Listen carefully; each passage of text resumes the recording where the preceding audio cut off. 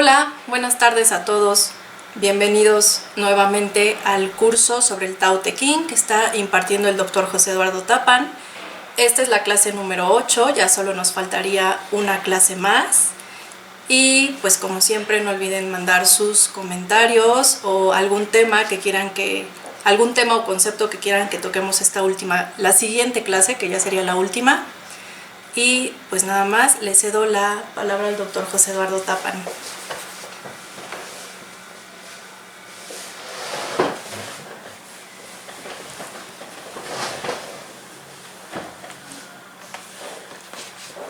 ¿Qué tal? Permítame un segundo, el café. Y dejé las cosas por aquí, perdón.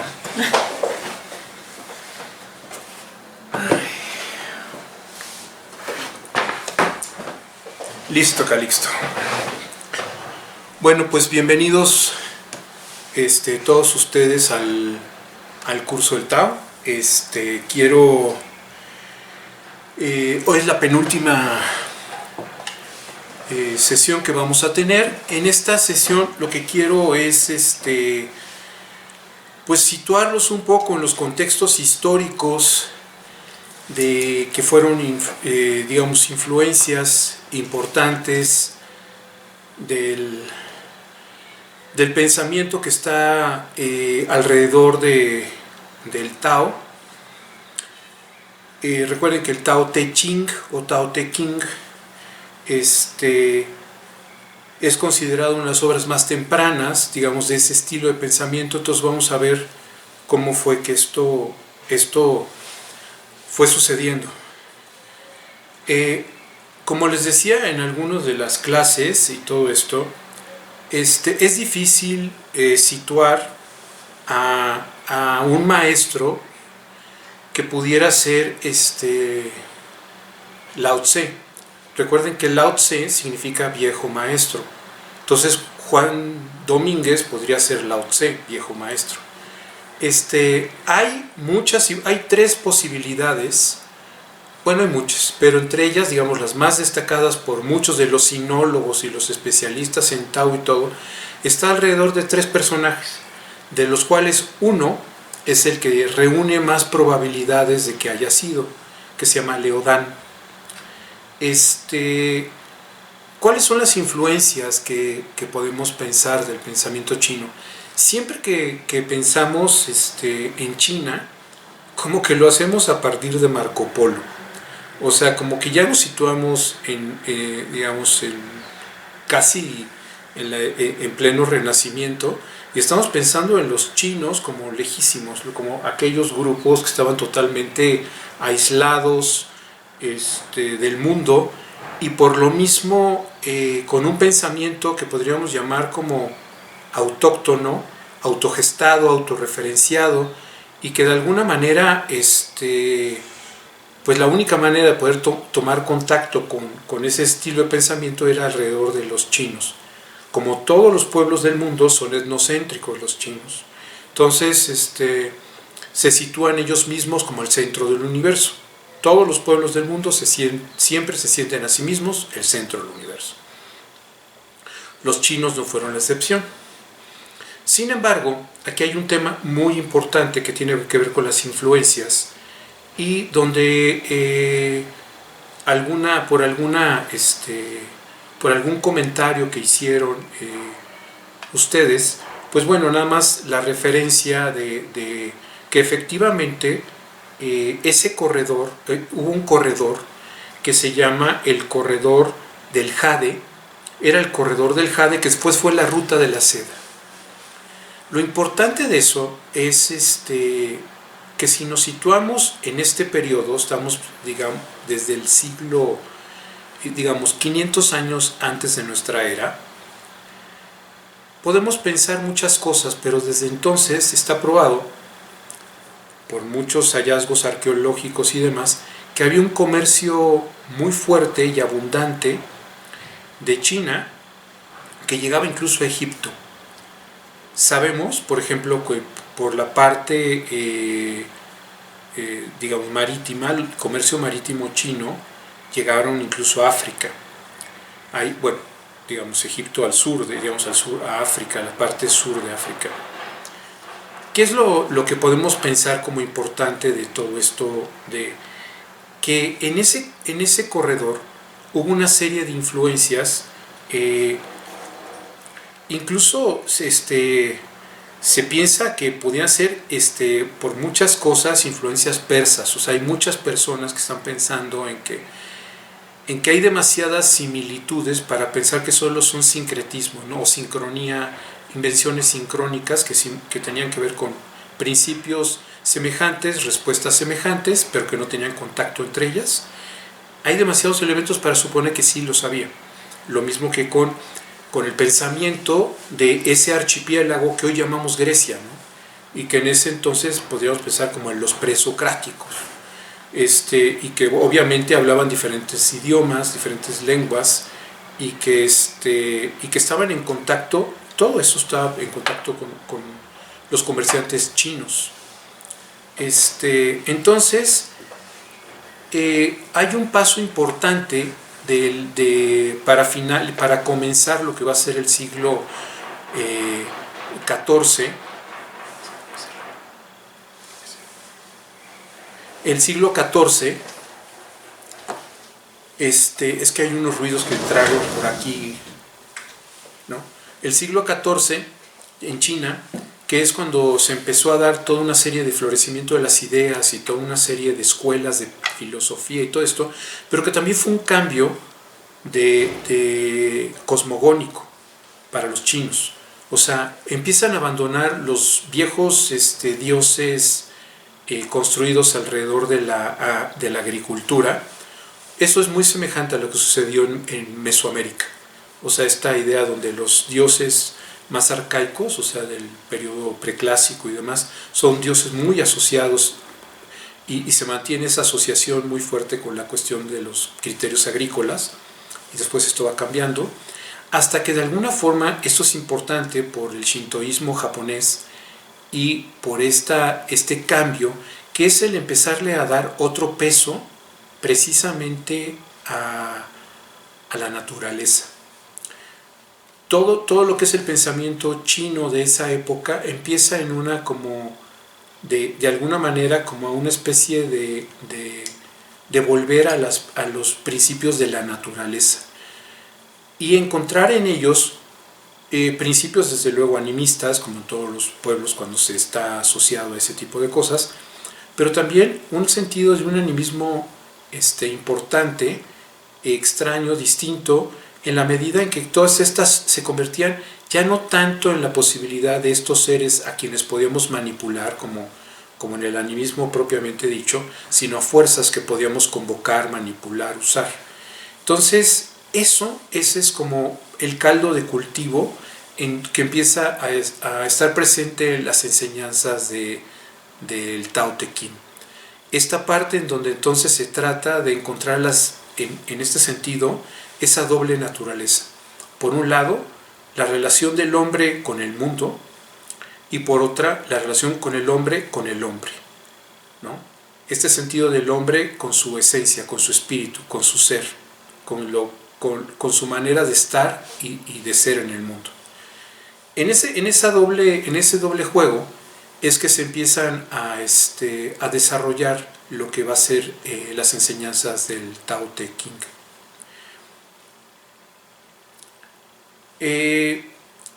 También es importante que señalemos que hay un protagonista, ese sí, totalmente seguro de su existencia, que se llama Wang Jing, que era un contemporáneo de Lao Tse. Hice este silencio porque hay demasiadas fuentes como para pensar que si Lao Tse fue Leo Dan, fue uno de los que fueron construyendo, de los arquitectos del Tao, incluso del núcleo duro del Tao, de los que llamamos los 32 o 37 primeros capítulos, o de las 32 o 37 primeras enseñanzas. Después ya viene otra, digamos, todo lo que sigue fue construido alrededor de 150 años después, ¿no? Entonces, Eso sí está claramente construido por otros pensadores taoístas. Pero incluso este núcleo duro se puede pensar que hay puño y letra de otros autores que estaban como trabajando importantemente en el Tao. El más antiguo es el de Gudian, y el de Gudian es un Tao, como les digo, que solo tiene las 32, ese solo tiene las 32, los 32 primeros capítulos. Pero lo que es también importante que ustedes entiendan es que todos esos siglos anteriores al siglo II antes de Cristo, no había una unificación de los ideogramas, de los sinogramas, y que había muchas diferencias, no solo dialectales, sino también idiomáticas, de idiomas, en lo que actualmente es China. Entonces, muchas de los, incluso digamos, del ideograma, del sinograma, no solo era un problema de aquel que lo dibujaba, escribía, sino que también había variantes sobre cómo escribirlos. Y sin un sentido claramente de unificación, si el escribano, el calígrafo, el dibujante, era de una provincia o de otra, eso repercutía muchísimo en cada uno de los sinogramas. ¿Qué quiero decirles con todo esto? Que obviamente a nosotros nos toca la historia para ponerlo de alguna manera de adelante para atrás. Entonces, ya tenemos alrededor del siglo, para decirlo de alguna manera, alrededor del siglo II, I antes de Cristo, ya hay una profunda variedad de textos llamados Tao Te Ching, con diferentes influencias, con diferentes calígrafos, con diferentes historias, con diferentes propósitos. Incluso hoy, si ustedes buscan en Google algunas de las versiones del Tao, van a ver algunas que, por ejemplo, estaba viendo una que está escrita o digamos que la versión fue corregida y caminada por un sacerdote zen, donde ya, como decíamos precisamente, el zen es un efecto de la relación del Tao, necesariamente de esa época, algo de Confucio, del budismo y después del shintoísmo japonés. Entonces, ¿qué es el Tao? El Tao que tenemos hoy en día son un conjunto de versiones, de propuestas, de ideas, en donde me preguntaban cuál era la mejor versión que yo podía proponerles para su lectura, y yo lo que les decía es que lo mejor que yo puedo proponerles es que contrasten varias versiones. Porque además hoy incluso hay fuentes filosóficas todavía taoístas con una fuerte influencia incluso confuciana. Entonces, muchas de las traducciones inglesas tienen una fuerte traducción confuciana, precisamente recuerden ustedes, por las colonias inglesas en China, y que de alguna forma ahí, en esa zona, había un importante desarrollo de las tradiciones confucianas. Entonces, contrasten las versiones, lean una, lean otra. Eso es maravilloso, encontrar una versión, la otra versión, todo ese tipo de cosas. La clase de hoy les dije que iba a ser precisamente saliéndonos del núcleo duro de lo que era la propuesta del Tao Te Ching, o sea, las 32 enseñanzas, para ir a las otras, y también presentarles a ustedes a uno de los, después de Lao Tse, Xuanzi es uno de los, iba a decir taoístas, pero es complicado porque mucha gente no lo, o sea, mucha gente sí lo considera dentro del espectro del pensamiento taoísta, pero no lo propone como un estricto discípulo del Lao Tse o del Tao, sino un autor tan importante como Lao Tse, con ese mismo espectro de propuestas y de ideas, pero no estrictamente como discípulo. Muchos otros lo consideran el discípulo más importante de Lao Tse. Vamos a leer algunas cosas de él. Octavio Paz y Borges le hacen mucho mérito a Chuang-Tzu. En algunos de sus poemas están recogidas algunas de las enseñanzas de él, ¿no? La última clase, que va a ser la siguiente semana de todo este ciclo, que fueron 9 clases, me voy a dedicar a hacer, en términos verdaderamente taoístas, un fin que regresa a los orígenes. O sea, voy a hacer una recapitulación de todo lo que hemos estado viendo, de por qué sostengo que estos 2500 años que tenemos entre el texto del Tao Te Ching han sido necesarios para poder nosotros aproximarnos al Tao Te Ching con otra mirada, con otras apuestas, con otras perspectivas, en donde una serie de pensadores occidentales nos están iluminando la posibilidad de ese acercamiento. Entonces, eso lo veremos la última clase. Haremos también un breve resumen de la historia del Tao Te Ching, de estas versiones de la cuestión de Lao Tse, y desde luego también sobre algunas precisiones sobre lo que es estrictamente el texto del Tao Te Ching. Bueno, entonces, de las cuestiones exteriores voy a seguir la versión que pusimos nosotros en línea, para que podamos estar más o menos con la unidad de que ustedes puedan leer las versiones, porque aquí tengo esa versión que ustedes tienen en línea. Yo también la tengo, pero la tengo en la iPad, ¿no? Mis versiones de mis libros fueron antes de mis Taos fueron antes del coronavirus. Entonces, ya después del coronavirus solo tengo esta versión que busqué para que pudiéramos uniformarnos y seguirnos todos, ¿no? Entonces, aquí está.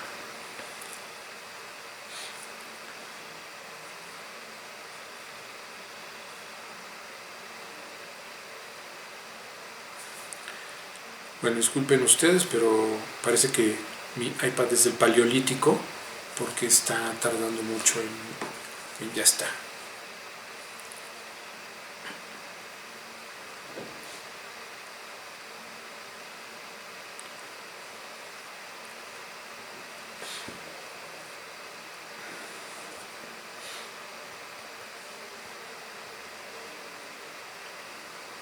Aquí está. Entonces, el primero que vamos a revisar es el número 38 de las enseñanzas,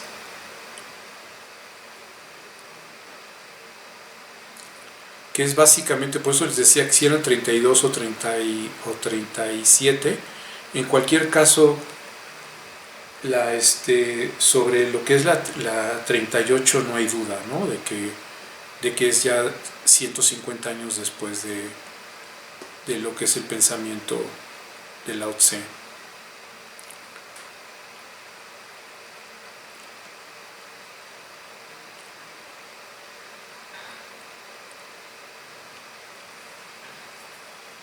¿Ya cargó o no? Ya está. Gracias. Dice: la virtud superior no se precia. Esto se los estoy leyendo.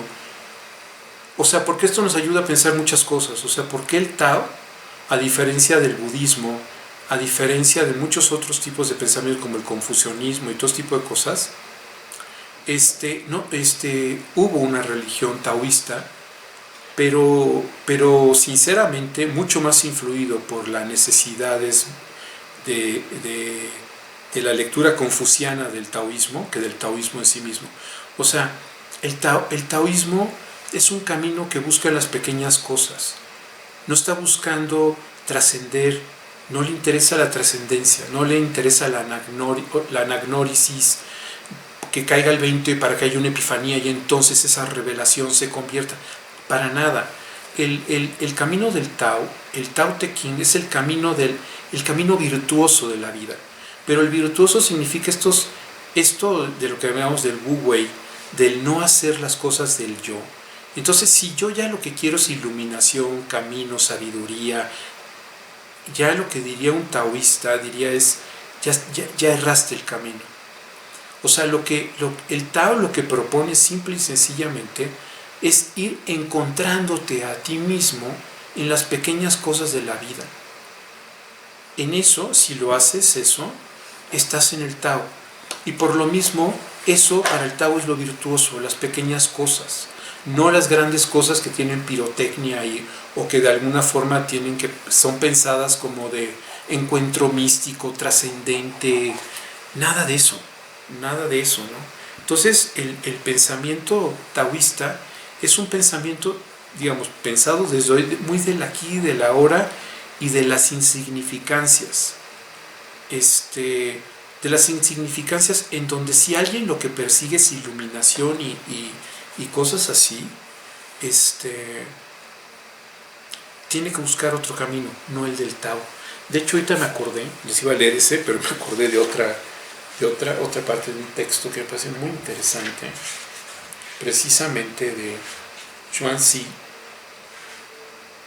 pero que dice, fíjense, de una de las enseñanzas que también tiene que ver con, que ya lo hablábamos de lo que tiene que ver el Tao, dice, conoce lo masculino, conserva lo femenino, hazte barranca del mundo, conoce lo blanco, mantente dentro de la deshonra, hazte vagabundo del mundo. Esta parte donde quien está en un sentido de una moralidad de bueno, malo, correcto, incorrecto, desde del Wu, no del Wu Wei, sino simplemente del Wei, de este sentido de lo que debe ser el yo y todo este tipo de cosas, en eso hay un extravío. Ese es el pensamiento que está cerca de los criterios religiosos y no en este sentido que es totalmente existencial, ¿no? O sea, estamos en el camino. Entonces la virtud superior no se precisa de virtuosa, porque es siendo, es en la capacidad. Hay unas enseñanzas que hablan, por ejemplo, de que supuestamente una persona llega con Lao Tse y le empieza a preguntar a Lao Tse, después lo vamos a ver, pero le pregunta a Lao Tse, oiga maestro, quisiera, eso es de Chuanzi, oiga maestro, yo quiero ser taoísta porque lo que pasa, no sé qué, no sé cuánto. Y entonces Lao Tse le dice, a ver, primero aparta el yo, primero aparta toda esta serie de imperativos, de cosas, relaja, y le empieza a hablar y la persona se duerme. Mientras y entonces se sonríe Lao Tse en esta enseñanza como diciendo, aquí hay un verdadero discípulo. Si logró frente a eso sustraerse y poder de alguna manera dormirse sin tanto tema, es que puede ser un gran discípulo para el Tao. Y entonces dice, la virtud superior no se precisa de virtuosa, esa es la virtud.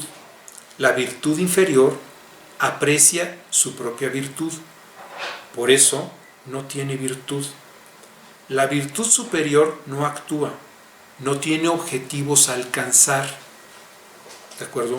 Porque es esta parte de que estar en el camino no es buscar un propósito, una meta, o sea, es estar en el camino, descubriéndonos. Entonces, la virtud inferior actúa y no tiene objetivos que alcanzar. La bondad superior actúa y no tiene objetivos. La justicia superior actúa y tiene objetivos. El rito superior actúa y si no haya respuesta, la fuerza. Así, perdido el Tao, queda la virtud. Perdida la virtud, queda la bondad.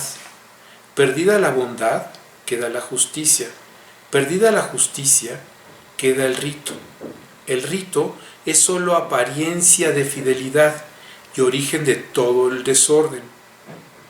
El conocimiento es sólo flor del Tao y el origen de la necesidad. Así, el hombre grande observa lo profundo y no lo superficial, se atiende al fruto y no a la flor, rechaza esto y prefiere aquello. O sea, en este sentido de no estar como con una ruta, como si uno está frente a la fruta y la prueba y la come y se acabó. Y entonces estar en esa tarea, ¿no? Algo de lo del rito, por ejemplo, nada más que era parte de lo que yo les decía, cuando decimos el rito superior actúa, el concepto de rito es precisamente, aunque es ese, por ejemplo, dice el rito, ya implica aquí una mirada que no es estrictamente taoísta, porque recuerden que el li significa ese sendero, esa fuerza, ese camino, eso que hablamos, la beta, ¿no? Ese espíritu de las cosas, esa idea de que hay la corriente de río, y para el Confucio significa rito, seguir el rito, ¿no? Entonces, esta parte donde seguir ese li superior que actúa, ¿no? Entonces, nada más para que vean cómo de alguna forma de lo que se trata es, fíjense, así perdido el Tao, la fuerza, así perdido el Tao, queda la virtud. Entonces, ese es el tema importante. O sea, la virtud no es el Tao. Si se pierde el Tao, queda la virtud. Y ahí hay un yo que se siente virtuoso. Perdida la virtud, queda la bondad, ya que hay un yo que se siente bondadoso, generoso, lindo, bueno. Si no se puede ser bondadoso, entonces aparece la justicia, el super yo, los ideales, el que tú tienes que hacer, las cosas así. Y si se pierde todo eso, para esto obviamente confuciano, queda el rito, la obligación, lo que tienes que hacer. Y si se sigue solo el rito, porque se sigue el rito, esto es solo apariencia de fidelidad.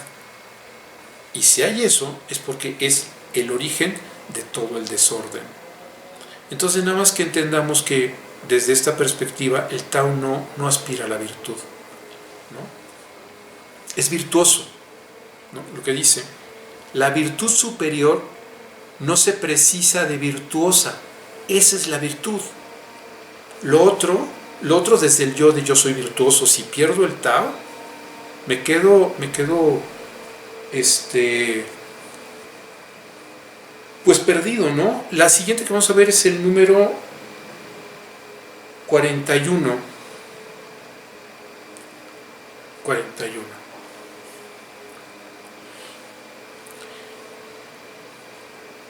El espíritu superior que oye hablar del Tao lo practica con diligencia. El espíritu mediocre que oye hablar del Tao tanto lo conserva como lo pierde. El espíritu inferior que oye hablar del Tao, fíjense, esto es muy bueno. El espíritu inferior que oye hablar del Tao ríe ruidosamente, y por esa risa se conoce la grandeza del Tao. Lo dice el proverbio: iluminar con el Tao. Perdonamos aquí una cosa importante, que es otra vez el tema de lo que habíamos hablado al principio, que tiene que ver con esta parte donde si estás en el Tao, te tienes que buscar en la oscuridad. O sea, no hay un camino iluminado, correcto, donde tienes que prohibirte cosas, donde tienes que estar en lo que es sano, moralmente, etc. Lo que está diciendo aquí es, si estás en el Tao, estás fuera de esos parámetros, de esos juicios. Estás en el Tao y estás siendo. Y si estás siendo en la oscuridad, no evitando la oscuridad. Si estás en el Tao y en la oscuridad que estás siendo, es una oscuridad que además te es propia, te es intrínseca. O sea, no es una oscuridad que necesariamente está afuera. Bajo los criterios morales quizá fuera como algo prohibido, incorrecto, no sé qué. Pero si eso te atañe, te toca, te es íntimo, quiere decir que algo del orden de esa verdad te toca, y por lo mismo no es mala. Desde el Tao se sale de esos criterios estrictos, como lo que proponía Nietzsche, más allá del bien y del mal en sentido extramoral, exactamente en ese sentido, ¿no? O sea, esto no es inmoral, es amoral, porque estoy siendo en eso, y eso, si estoy siendo, no hay destrucción. no hay malicia, no hay intención. Entonces lo dice el proverbio, iluminar con el Tao es como oscurecer, progresar en el Tao es como retroceder, engrandecer con el Tao es como vulgarizar. La virtud superior es semejante a una valla en su oquedad. El supremo candor es semejante a la ignominia. La vasta virtud es insuficiente. La virtud ya fundada es indolente. La virtud más pura es como un adulterio. El Tao es como el gran cuadrado que no tiene ángulos, como una gran vasija que se elabora lentamente, como un gran cuerpo sin forma. El Tao es oculto y sin nombre, pero el Tao es generoso y realiza todos los seres. ¿De acuerdo? Esto es muy importante, porque esto es un pensamiento que sí es original. Y como de alguna manera han estado también pidiéndome estas referencias, es exactamente esto que estamos hablando. Si lo pensamos así, es exactamente el sentido que tiene para Jacques Lacan el concepto de ética alrededor del deseo, en el sentido de que ese deseo si es deseo, no es desproporcionado, porque si es desproporcionado es goce y no es deseo. El deseo está perimetrado en el ser siendo transitivamente, y eso de alguna forma es la iluminación, la claridad de lo que es propiamente el deseo, en donde uno puede advertir si está en el deseo y en el goce a partir del siendo, retrospectivamente, porque como lo dice aquí, cuando se está en eso, entonces no hay manera de saber en qué se está porque se está en eso. Cuando pasa el tiempo puedes decir estuve en eso, y ahí sí puede haber un juicio, y ese juicio es importante porque lo hemos estado hablando continuamente del yin y del yang, en donde es importantísimo salir del ser al no ser y del no ser al ser, y que solamente desde el no ser es que conocemos el ser. Es solamente sabiendo en nuestros engaños, en nuestros tropiezos, en nuestros malestares, las posibilidades en donde sí aparece el ser, pero ese ser que es sin nombre, impronunciable, indecible, ¿no? Después ahora vamos a la 42. ¡Ay, qué bien! A la 42. Bueno, esto es importante que les diga un par de referencias, unas tres cositas. Uno, que es el uno que aparece aquí. La relación del yin y del yang constituyen el uno. Para el Tao, todo tiene uno. Ese uno que en sí mismo engendra las contradicciones. Por eso lo que en alguna de estas sesiones yo hablaba de que la idea del principio de no contradicción que orienta todo el pensamiento occidental, aquí no tiene ningún sentido. Porque aquí lo que orienta el pensamiento es que se basa en la contradicción, en el par de opuestos, y además no solo la contradicción, sino porque no es solo contradicción, o sea, se está engendrando lo opuesto, y es necesario que exista una cosa para que exista la otra. Entonces, no solo es opuesto, sino es codependiente y connaecesario y totalmente articulado. Que también esto, para los que estén interesados, es estrictamente lo que para Lacan es el significante. No es uno o es otro, sino es esa relación de diferencia. Entre el sí y el no, eso es lo que constituye el significante, la diferencia.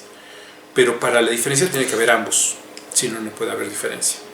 Entonces, esa unidad de los dos, de cada uno, el significante en Lacan, aquí eso es el uno. Después el dos es obviamente el yin y el yang. El uno sería la diferencia, el dos sería aquello que constituye esa diferencia. Y el tres, lo decía en algún otro momento, es el ki, Q-I, que significa la energía. O sea, por eso, necesariamente, una vez que aparecen, claramente la dimensión de los dos, esa relación no es una relación armónica, es una relación de pares de opuestos beligerante. O sea, es una relación donde uno intenta aniquilar al otro. Porque uno, o sea, para que uno sea, lo es en tanto no sea el otro. Pero si logra aniquilarlo, desaparece.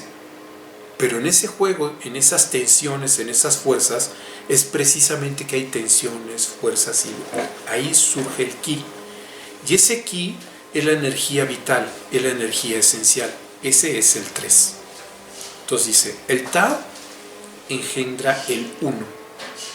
El 1 engendra el 2. El 2 engendra el 3. El 3 engendra todos los seres. Todos los seres llevan la sombra a sus espaldas y la luz en los brazos. O sea, esta parte donde está este juego, ¿no? Necesariamente, o sea, no hay los buenos.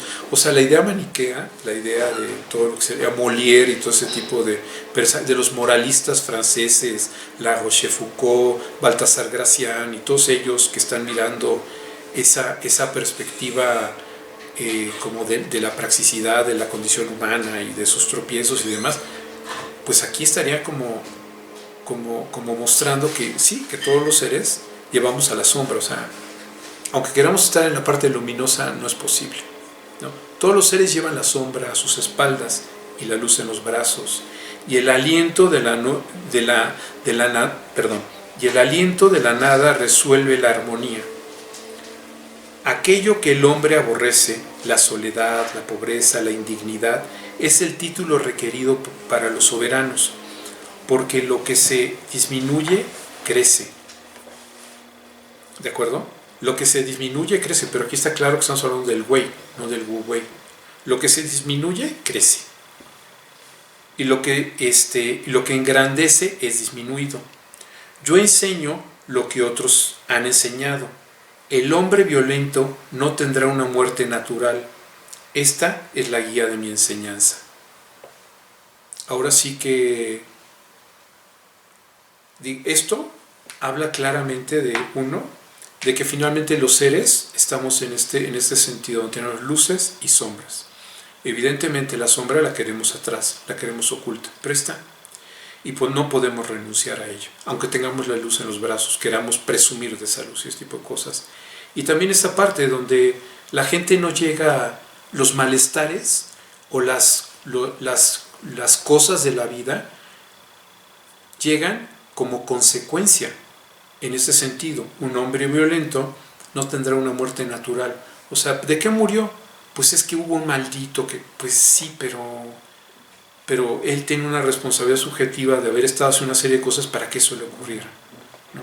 Entonces eso es parte de lo que está proponiendo esta enseñanza, de donde el movimiento va generando todos los seres, la lucha, la búsqueda por la armonía, esta parte donde están las contradicciones, y al mismo tiempo donde lo que vamos siendo desde el Wei, pues finalmente va a ser aquello que va a conducirnos en donde estamos, ¿no? 42, ahora, 43, ¡ay, qué bien! Aquí donde dice lo más blando del mundo, en otras versiones habla del agua. Dice, el agua vence lo duro, ¿no? Aquí dice, lo más blando del mundo vence lo más duro. La nada penetra donde no hay resquicios. Por esto conozco la utilidad del Wu Wei, de la no acción. Enseñanza sin palabras, eficacia en la no acción del yo. Pocos en el mundo llegan a comprenderla. Bueno, esto es básicamente como de estos que son, podríamos pensarlo, es que uso palabras que tristemente las tengo muy cerca de mi léxico, pero el núcleo duro, o sea, la katos, ahí está, la epistemología. Eso es uno de los núcleos duros de lo que podríamos pensar en la propuesta del Tao. En donde si con la fuerza quiero doblegar, quiero enfrentar, quiero pelear, lo que voy a hacer es estar del lado simplemente del conflicto y del fracaso del yo, de lo que va a ser este intento de dominación, de lo que es precisamente lo más antitético al Tao, ¿no?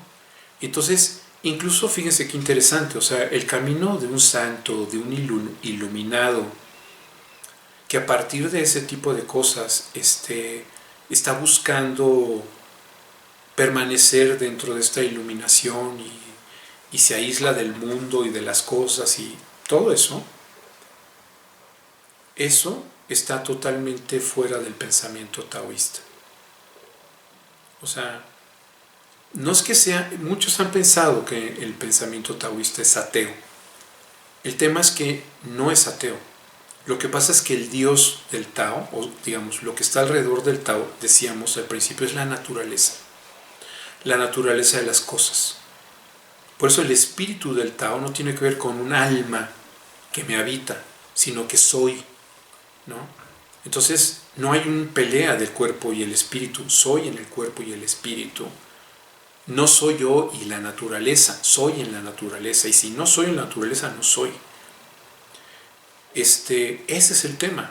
Si quieren, por eso les decía en algún momento, esto es mucho más próximo al Dios de Spinoza, ¿no? De este Dios que está en todas las cosas, que no hay una voluntad de Dios de platicar con Él, sino que está en todas las pequeñas cosas. Entonces, si lo reconozco en esas cosas, es adorar, pero es adorar la vida, es adorar la singularidad, es adorar lo que soy siendo transitivamente en estas cosas, ¿no?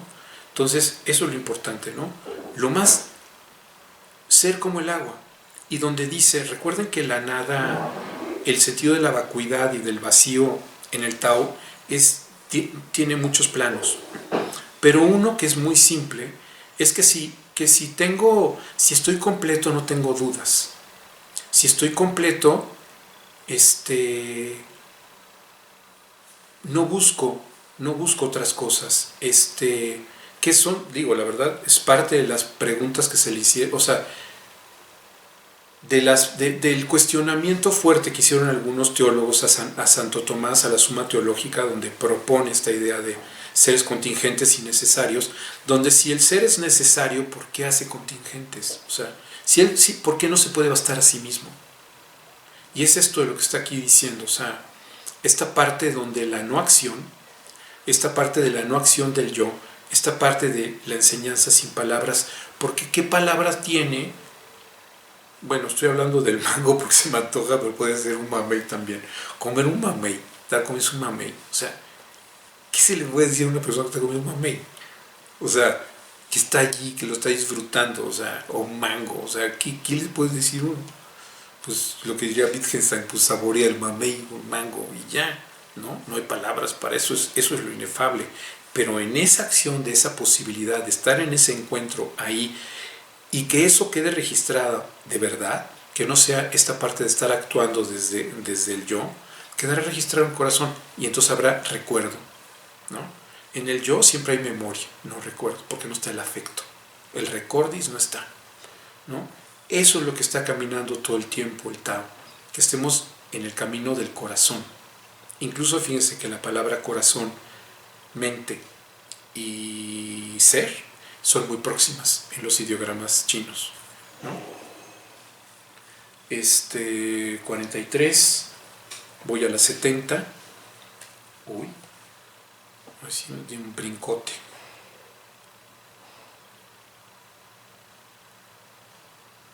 60.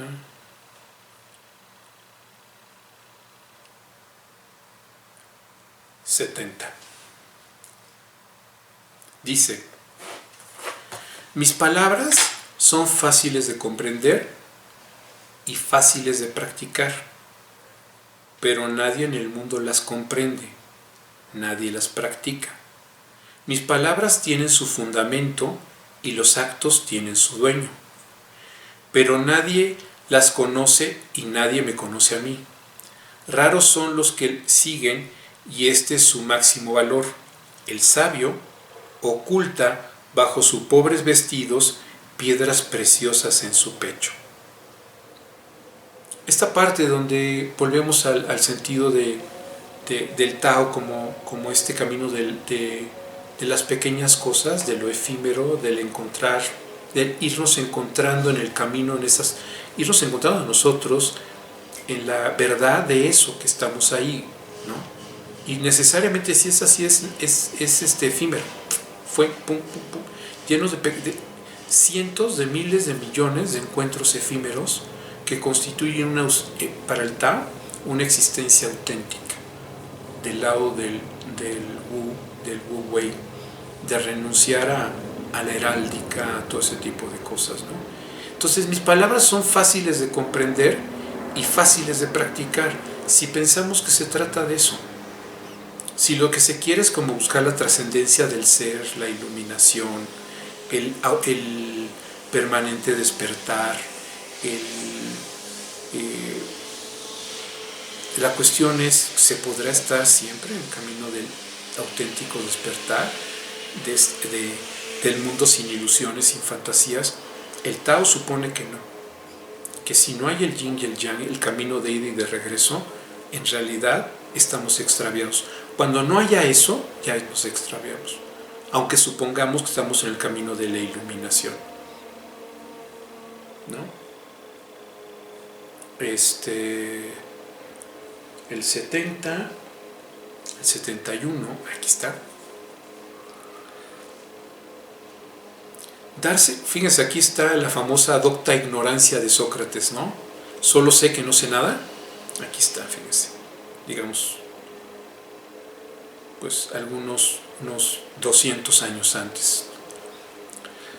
Darse cuenta de que nuestro conocimiento es ignorancia es una noble comprensión interna. Considerar nuestra ignorancia como conocimiento es una enfermedad mental. Solo cuando nos cansemos de nuestra enfermedad, dejamos de estar enfermos. El sabio no está enfermo por estar cansado de la enfermedad. Este es el secreto de la salud. Me parece maravilloso esto, pero darse cuenta de que nuestro conocimiento es ignorancia es una noble comprensión interna. O sea, esta parte de lo que hablamos del vacío.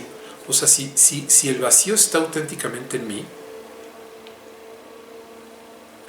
necesariamente se refleja en que tengo dudas, búsquedas, curiosidad, sorpresa. Todo ese tipo de cosas necesariamente son producidas porque aparece ese vacío, ¿no? Esa vacuidad. Pero fíjense qué interesante, considerar nuestra ignorancia como conocimiento es enfermedad mental. O sea, si nosotros con nuestro pequeño territorio de expertise, de información y todo, queremos regodearnos y izar banderas, construir himnos y cosas así alrededor de ese tipo de pensamientos, lo que está diciendo eso es enfermedad mental.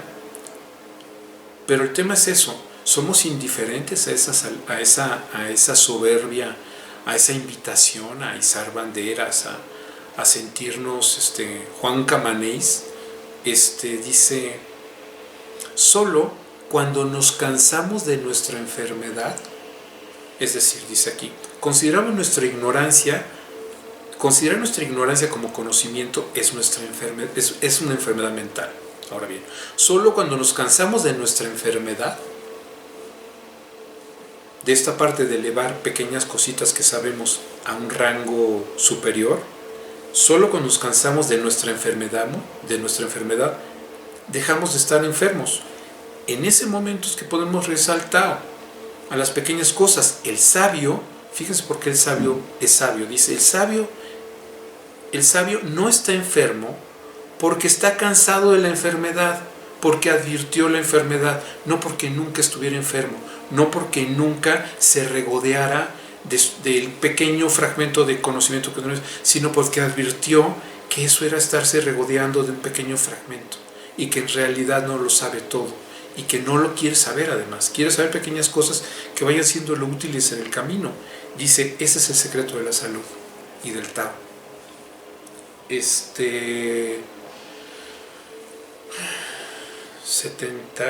la 71.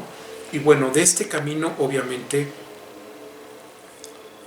la 81, que es la última de las enseñanzas de los capítulos del Tao, que dice así, ¿no? Las palabras sinceras no son agradables, las palabras agradables no son sinceras, las buenas personas no son discutidoras, las discutidoras no son buenas, las personas sabias no son eruditas, las eruditas no son sabias, el sabio no toma nada para acaparar, cuando más vive para los demás, más plena es su vida, cuando más da, más nada en la abundancia. La ley del cielo es beneficiar, no perjudicar. La ley del sabio es cumplir sus deber, no luchar contra nadie. Y recuerden que aquí lo del deber nuevamente está del lado del Li, ¿no? de seguir ese propósito del Li. Entonces vamos a, nada más para acabar con esta parte de que sería el último de las enseñanzas de los capítulos del Tao, que decíamos que fue construido por unos discípulos de Lao Tse 150 años, bueno, discípulos del pensamiento de los maestros que constituyen el Tao Te Ching, entre los que se encuentra Liao Dan, que es considerado el viejo maestro o uno de los viejos maestros, ¿no?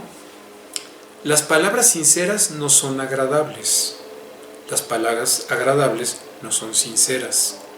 Esto nada más por esta parte en donde si busca que algo sea agradable, se está del lado del Wei, se está del lado del yo, se está del lado de la conciencia, se está del lado de alguna forma de que eso pueda resultarme confortable, ¿no?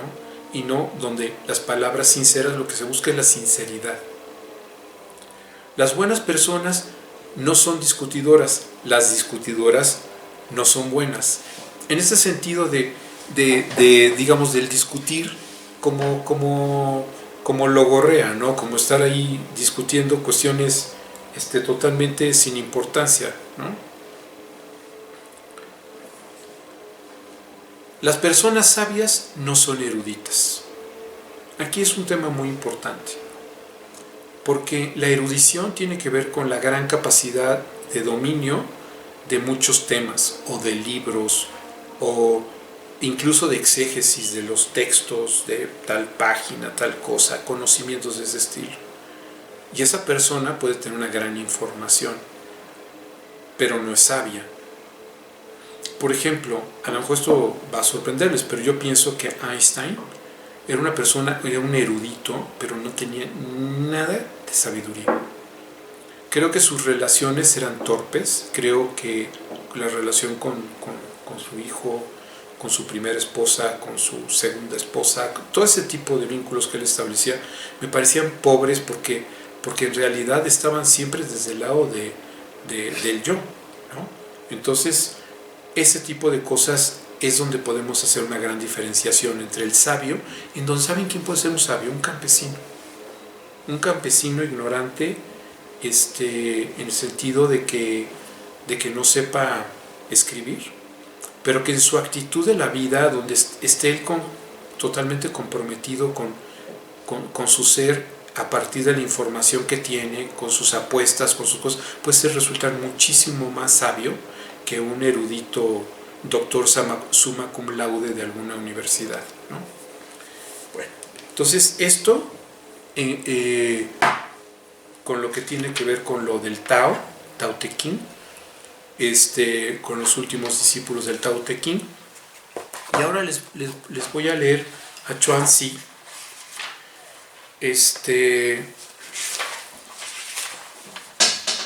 Chuanzi, uno de las enseñanzas de Chuanzi, seguramente ustedes la van a sentir, que les digo que es tomada por Octavio Paz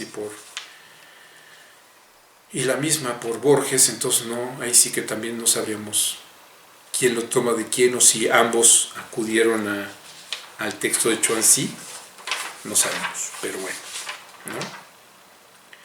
Entonces, ¿quién es Chuanzi? que ya tengo tantos apuntes del Tao que ya ni sé dónde están. Aquí está Chuanzi. Chuanzi, del 369 al 290 antes de nuestra era.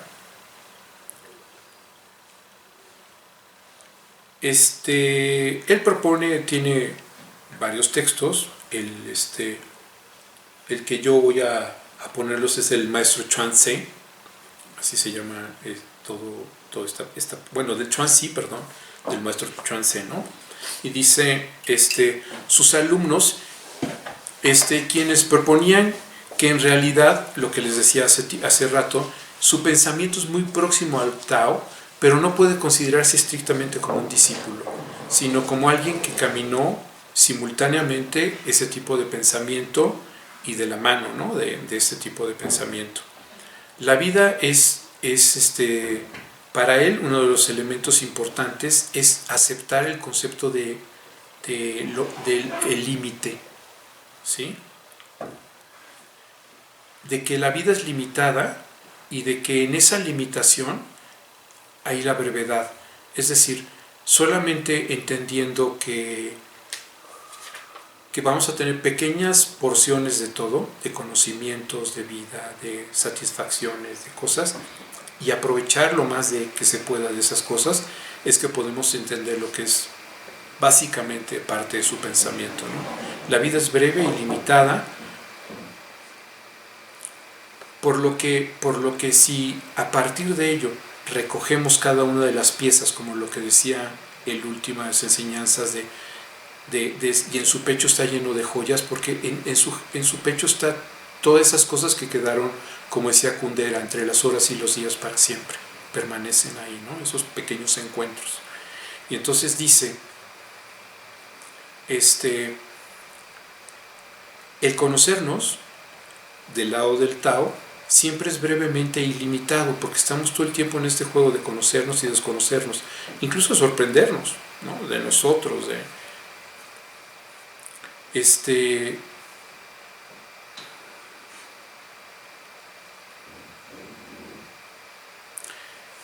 y finalmente parte de lo que él va a llegar como un antecedente muy importante es que finalmente todo tiene que ver con perspectivas y con relatividad.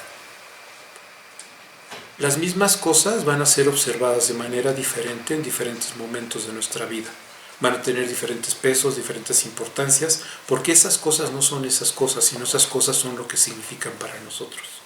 Entonces, esa relatividad que existe de cada una vez de nuestros encuentros con cada una de las cosas va a ser esencial, que entendamos que entonces no estamos teniendo ninguna de las cosas, sino pequeños encuentros con esas cosas, y que esas cosas van cambiando y van de alguna forma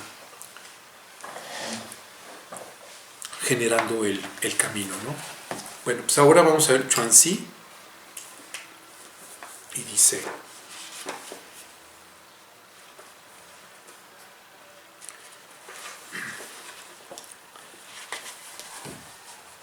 este es del libro 2 de la unidad de los seres. Es la tercera de las enseñanzas. No voy a leérselas todas. No es muy grande, pero es de las más grandes. Pero me parece muy importante, como que es parte de lo que hablábamos, de que si de verdad estamos en el Tao, no estamos procurando estar solo en el lado iluminado, ¿no?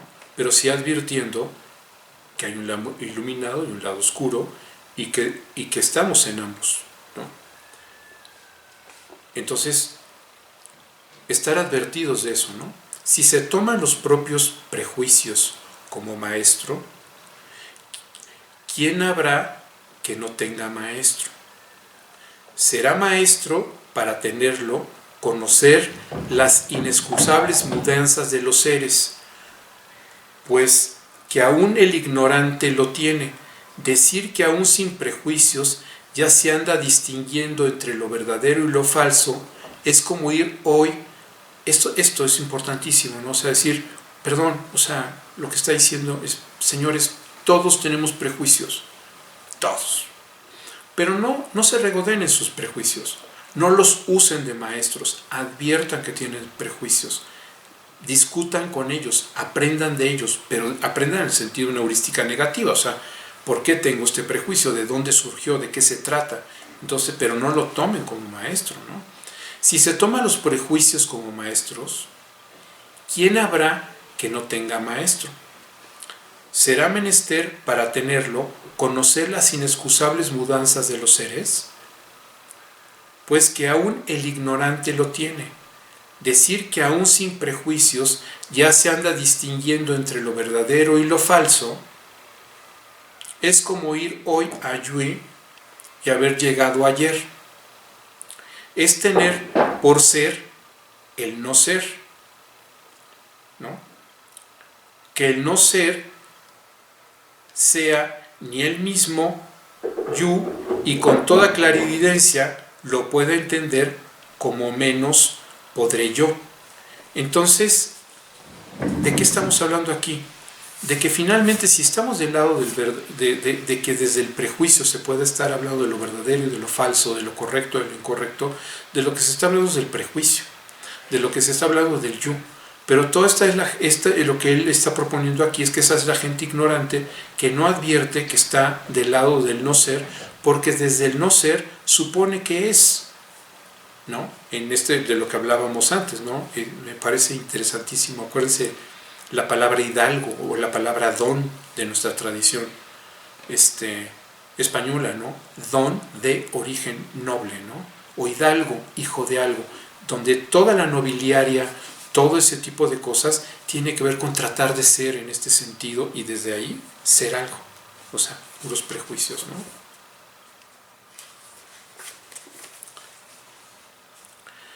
Preguntó la penumbra a las... Estoy ahora en libros inferiores del Neipian. Preguntó la penumbra a la sombra. Esto también es importante porque a veces estamos pensando que el conjunto de las determinaciones es tan simple como decir, sí, o sea, ¿cómo estamos nosotros determinados? ¿Cuáles son los resortes que nos llevan a estar haciendo lo que hacemos, a decir lo que decimos, a pensar lo que pensamos? A veces queremos establecer cosas como, es que a mí tal cosa, o de chiquito tal otra, como si fuera una fuente de causalidad directa a todas las cosas, ¿no? Eso. Y las cosas son más complicadas, ¿no? Preguntó la penumbra a la sombra. Poco a te movías y ahora estás parada. Poco a estabas sentada y ahora estás de pie. ¿Por qué no te comportas de una determinada manera? A lo que la sombra respondió, ¿acaso no soy así porque dependo de otro? ¿Y a ese otro no es como es porque depende de otro? ¿No dependo yo como las serpientes de sus escamas vertebrales y como la cigarra de sus alas? ¿Cómo puedo saber por qué es así y por qué no es así? Y aquí está el famoso fragmento del poema que citan Borges y Octavio Paz. Una noche, Chuang Tzu soñó que era una mariposa que revoloteaba, que iba de un lugar a otro, contenta consigo misma, ignorante por completo de ser Chuang Tzu. Despertóse a deshora y vio asombrado que era Chuang Tzu. Mas Chuang Tzu había soñado que era una mariposa, o era una mariposa la que estaba soñando ahora ser Chuang Tzu. Entre Chuang Tzu y la mariposa había sin duda una diferencia. A eso llaman mutación de las cosas. Entonces, esta parte de las determinaciones de quién soy, quién estoy siendo en este momento, Chuang Tzu, la mariposa, ¿cuáles son las determinaciones que me están llevando a mí a hacer lo que hago? O sea, ¿soy libre?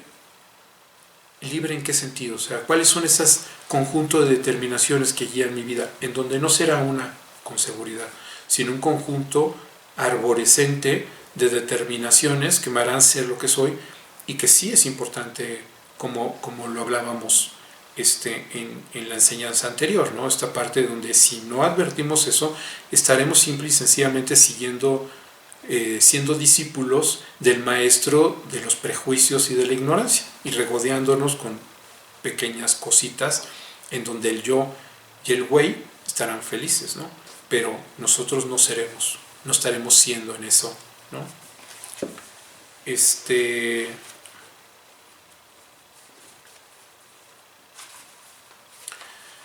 Bueno, no puedo dejar de pensar en la verdad sospechosa, ¿no?, de Calderón, en el sentido del mundo en conclusión, nadie sabe lo que son porque ninguno lo entiende. Todos sueñan lo que son, aunque ninguno lo entienda. ¿Qué es la vida? Una ilusión, porque la vida solo es sueño, y los sueños son. Entonces, esta idea de pensar que tenemos este diáfano conocimiento de las cosas y todo esto, es parte de lo que, digamos, fíjense, 300 años antes de nuestra era se está como iluminando, ¿no? Este sentido de vivir en puras fantasmagorías, en puras ilusiones, en donde si el tema del reconocernos está del lado del güey y del yo, estaremos siempre en un camino de ilusiones. Y si somos siendo transitivamente, pues no hay conocimiento de eso más que siéndolo, intransmitible, además sin palabras. Entonces aquel que está en el Tao no puede decir más que está en el Tao. El que no está en el Tao puede hablar del Tao, puede hablar de otras cosas, pero no está en el Tao. Después,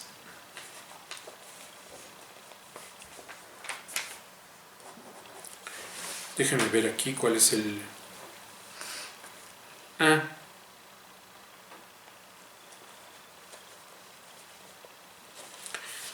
aquí son dos últimos de los libros exteriores del Huaypian. Les voy a leer el 4 y el 5. Xuan preguntó a Cheng: ¿puedo obtener el Tao y hacerlo mío? Si ni aún tu cuerpo, si ni aún tu cuerpo es tuyo, le respondió, ¿cómo podría serlo el Tao? Si mi cuerpo no lo es mío, dijo Xuan, ¿de quién es? El cielo y la tierra, le respondió, son quienes te han confiado ese cuerpo. Tu vida no es tuya, sino que es de la armonía que te ha confiado el cielo y la tierra. Tu naturaleza no es tuya, sino que es el acomodamiento que te han confiado el cielo y la tierra. Tus hijos y tus nietos no son tuyos, sino que son la mudanza que te ha confiado el cielo y la tierra. Por eso, cuando andas, no sabes a dónde vas. Cuando te quedas, no sabes dónde agarrarte. Cuando comes, no sabes qué gusto tiene. En la energía vital que se mueve entre el cielo y la tierra, ¿cómo puedes o podrías obtener y hacerlo tuyo? ¿No? Esto es importantísimo, esta necesidad de hacerlo suyo, ¿no? O sea, ¿cómo puedo obtener el Tao y hacerlo mío? Pues decirles que es precisamente que eso te impide llegar al Tao. Si no estás en este sentido del siendo, no llegarás al Tao. Ahora, aquí alguna cuestión, esto es interesante porque Xuanzi habla de un encuentro obviamente, podemos pensar metaforizado entre Confucio y Leodán. ¿Se acuerdan que decíamos que Leodán es uno de los probables nombres del viejo maestro, ¿no?, de Lao Tse? Entonces Confucio preguntó a Leodán: hoy que tenemos tiempo y comodidad, osaría preguntarte ¿cuál es el Tao supremo? Has de ayunar, le dijo Leodán, dominar tu mente, purificar tu espíritu,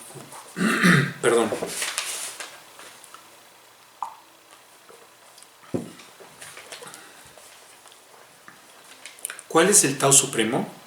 Has de ayunar, le dijo Leodán, dominar tu mente, purificar tu espíritu, despojarte de tu saber. El Tao es un gran misterio del que no es fácil hablar, solo te daré una mera idea. O sea, nuevamente esta parte, ¿no?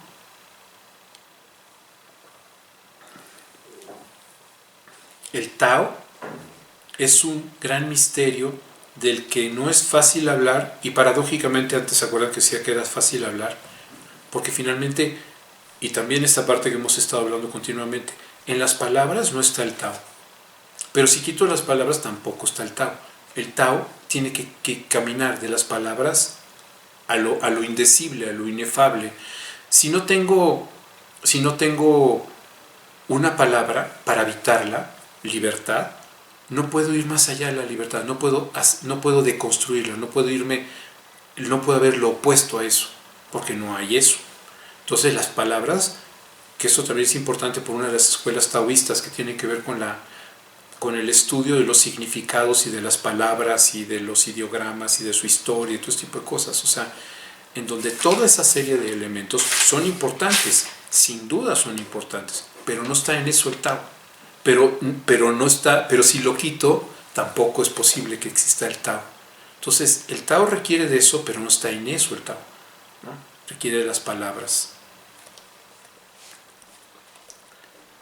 Dice, lo brillante nace de la oscuridad. Lo que tiene forma nace de lo que no la tiene. El espíritu nace del Tao. Las formas materiales nacen de la esencia sutil y los millones de seres se engendran mutuamente según sus diferentes formas. Y así es como los de 9 orificios nacen del útero y los de 8 del huevo.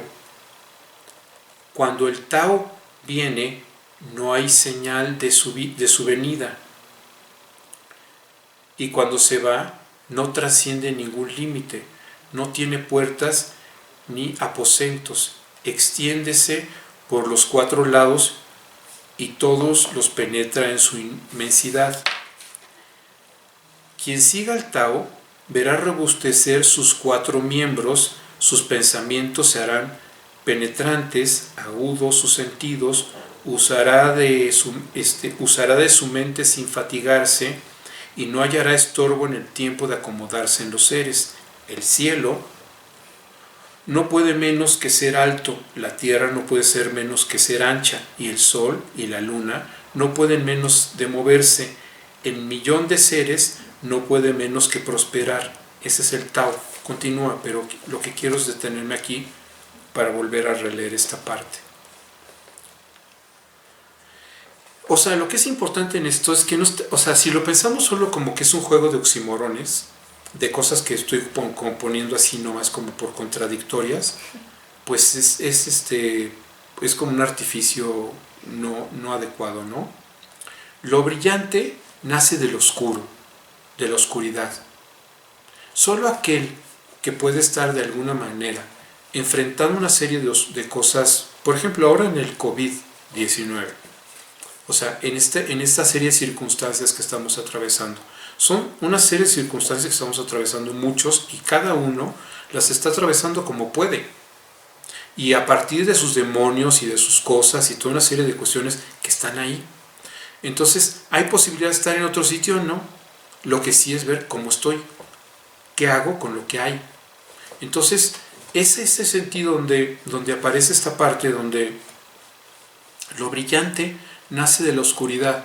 Si yo puedo estar obteniendo satisfacción de las pequeñas cosas, de todo este encuentro con lo oscuro, en donde encuentre esos elementos brillantes, se dan cuenta cómo estamos jugando. Entonces aquí no en un oxímoron, sino sí puedo hablar de ese brillo que puedo encontrar en esas cosas oscuras. Ese brillo que encuentro en las cosas oscuras es mi propia oscuridad. Porque todos tenemos esta parte de la sombra en las espaldas y la luz en los brazos. O sea, entonces, cuando estamos encontrándonos en esas oscuridades, es que estamos viendo nuestro brillo, porque tenemos esas partes oscuras. Y el advertirlas, el tocarlas, el sentirlas, el estar siendo en esas cosas, es precisamente lo que les transfiere un brillo. Entonces el brillo nace de la oscuridad. Lo que tiene forma nace de lo que no la tiene, que es esta parte de estar nosotros también en este sentido como en este conjunto de elementos y de cosas que se van presentando unas y otras y demás en nuestro día, en nuestras semanas, encontrar aquellas, ¿no? Y darles forma y darles peso y darles importancia y darles significado, porque estamos en esas cosas. Pero las tienen esas cosas, no, o sea, nosotros lo que estamos haciendo es eso, ¿no? Y entonces dice, si encontramos en este sitio las formas materiales nacen de la esencia sutil, si encontramos eso, y los millones de seres se engendran mutuamente según las diferentes formas, en donde seremos en ese engendramiento, en esas cuestiones en que 1, 2, 3, como decía, 1, 2, 3 por mí, en esto, en lo otro, no sé qué, en sus diferentes formas, en sus diferentes planos, en sus diferentes manifestaciones. Esto que hablábamos hace 3 clases de me muero porque no me muero, en donde advierto mi indiferencia, mi estar en el mundo sin ser en él, así, y de repente me muero porque no me muero, busco estar confrontado, tocado, sentido en esas pequeñas cosas, 1, 2, 3 por mí, es de lo que está diciendo, ¿no? Y entonces dice,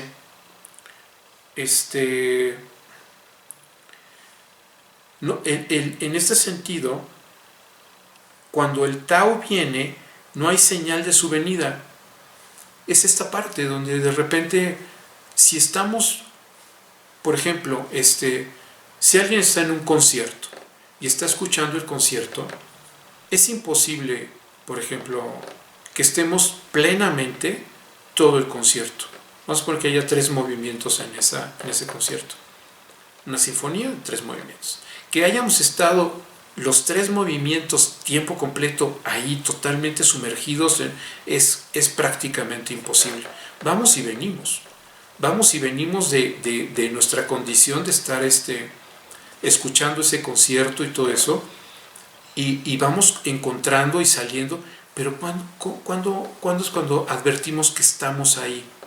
Cuando advertimos que estuvimos ahí cuando salimos de ahí, cuando de repente estamos ya fuera, y de repente y entonces volvemos a entrar y no hay nada que anticipe que vamos a entrar, sino entramos cuando estamos siendo ahí, escuchando el concierto, y entonces esa parte pues no hay manera de poderla agendar. Lo que sí tiene que ver, y otra vez Lacan aquí, con el deseo advertido, en donde lo que sí podemos hacer es generar las condiciones en donde más ocasiones nos hemos encontrado, donde más próximos hemos podido estar al Tao, donde más próximos hemos podido estar a esas verdades que nos conciernen, que no es en todos lados, que no es en todo momento, que no es en toda circunstancia. Y entonces es eso. O sea, ¿cuáles son las circunstancias en donde más me siento, donde entra más el güey? Donde entra más esto que se ha dicho antes, esta parte donde, o sea, todos somos tentados por esta parte del regodeo en la sapiencia y todo ese tipo de cosas, y decir, híjoles, en la erudición, y decir, híjoles, mano, no es por ahí, no es por ahí, pero tenemos que perdernos para después encontrarnos. De hecho, solo se puede encontrar el que se ha perdido. Es imposible pensar en que alguien ya se encontró, ya estuvo despierto si no estuvo dormido. Pero también lo que nos está diciendo el Tao es que no hay camino, el camino no existe, sino hay el caminar. Y en el caminar está en el sentido transitivo del estar haciendo las cosas, del estarnos encontrando, y de ver los extravíos para volvernos a estar encontrando. Es en el no ser cuando advertimos el ser, ¿no? Fui. Estas cosas yo las estaba viviendo de manera maravillosa, las estaba viviendo bien, pero de repente aparece el COVID-19 y me doy cuenta de la suprema importancia que tenía, de lo maravilloso, de cómo eso son verdaderas perlas, de cosas son instantes maravillosos gracias a esto. Y eso es lo que nos está diciendo el Tao, ¿no? Cómo necesitamos de esas oscuridades para que aparezcan los brillos.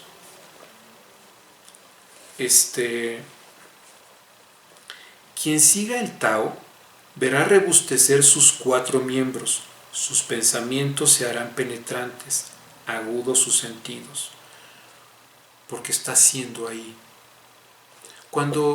Esto es muy importante porque, por ejemplo, cuando estamos viendo que de repente tenemos ausencias de memoria, nos damos cuenta que muchas veces de esas ausencias de memoria, de esas faltas de recuerdos, de todo eso, tiene que ver con que el protagonista de esas historias que deberíamos recordar no éramos nosotros.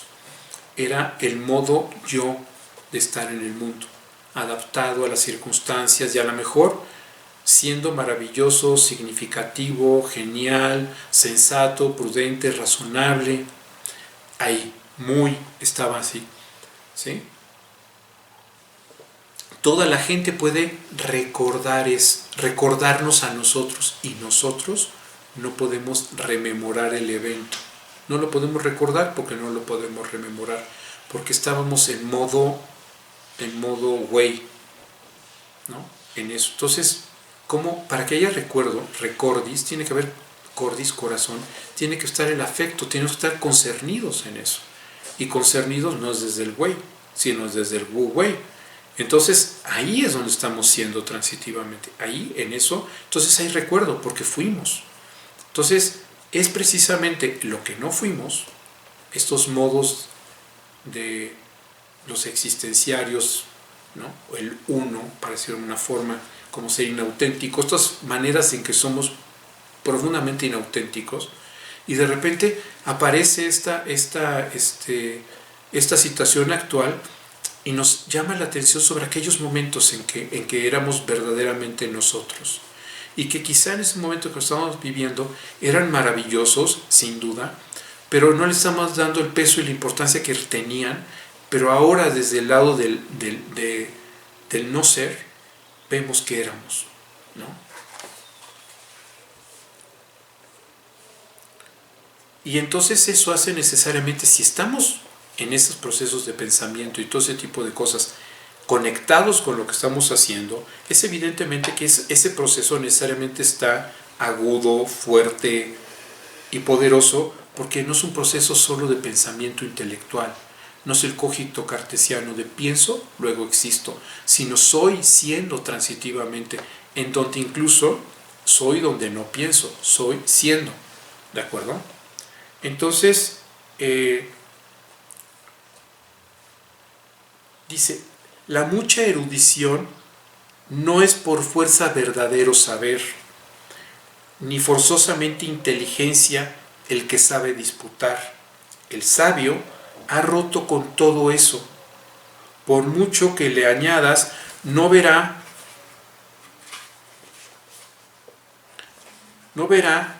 aunque ni verás que disminuye, y por mucho que se le quite. Es lo que el sabio ha conservado, insondeable como el mar, imponente como la gran montaña. Cuando acaba de tornar a comenzar, mueve según mediodía a todos los seres, sin que nada le falte.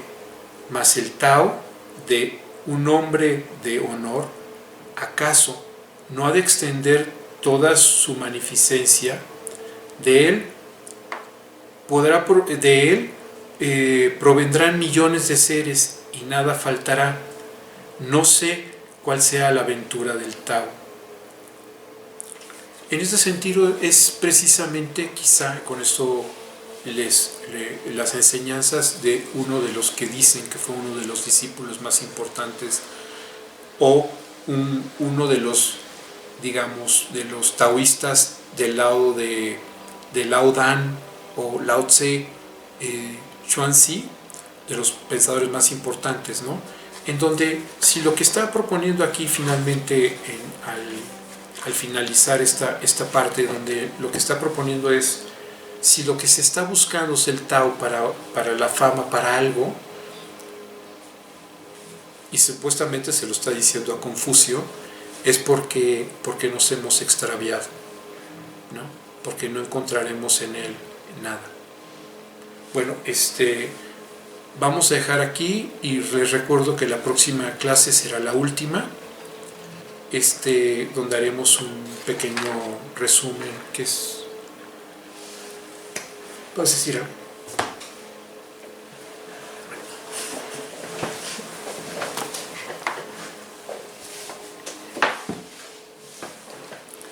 Pues agradecerle su asistencia y agradecerle al doctor Tappan por compartirnos su tiempo para dar este curso que nos ha dejado mucho para reflexionar. Pues nos falta una clase, nos vemos el siguiente miércoles para cerrar el curso y pues tengan bonita semana y cuídense mucho. Gracias.